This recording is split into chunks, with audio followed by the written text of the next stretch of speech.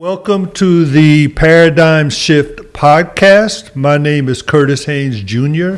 and Rafael Suarez. Speaking of innovation, blockchain technology is one of the biggest innovations of most certainly our lifetime, if not centuries. Yeah, man. Now let me ask you this, man.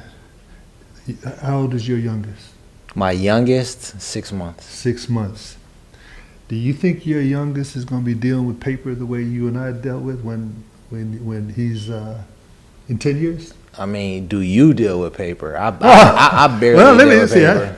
I barely deal with it. I got some paper for sure on me, but last night I was at a cafe, and it was a young boy. He was probably 16 years old. He was behind a register, and he was shocked that I was paying in cash. And typically I don't pay with cash there. And after he mentioned it, I thought about it, and I never see people paying with cash there. So I asked him, I said, is it rare that people pay with cash? And he kind of looked at me like I was strange, but he's like, people don't spend cash here. So it's pretty much a thing of the past and almost obsolete. Okay, almost obsolete.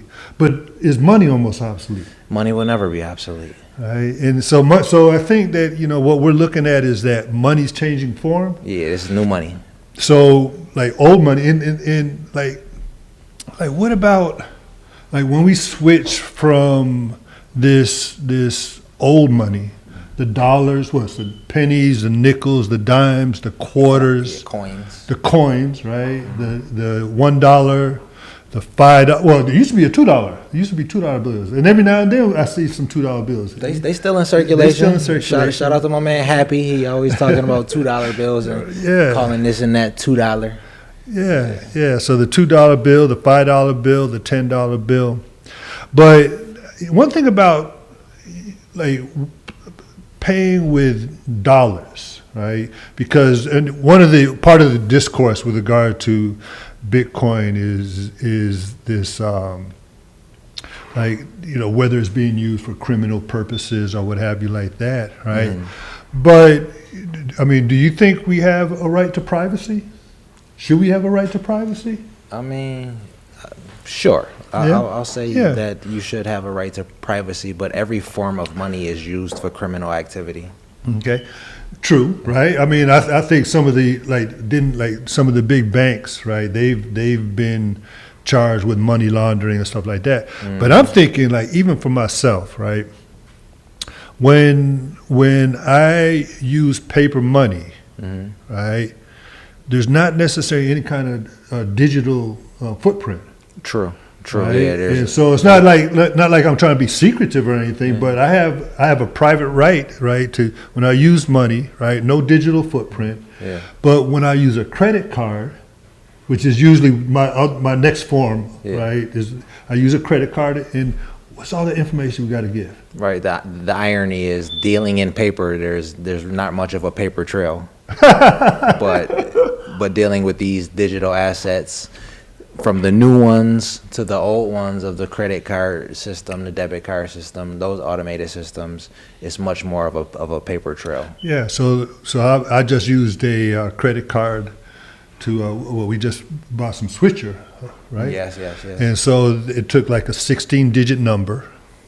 It took my information. They want to know my information, my name, right? Sometimes they want my social security number, the last 4 digits of my social security number. They want the security number on the back of the card, right? So when I make transactions now, I'm losing some of my privacy.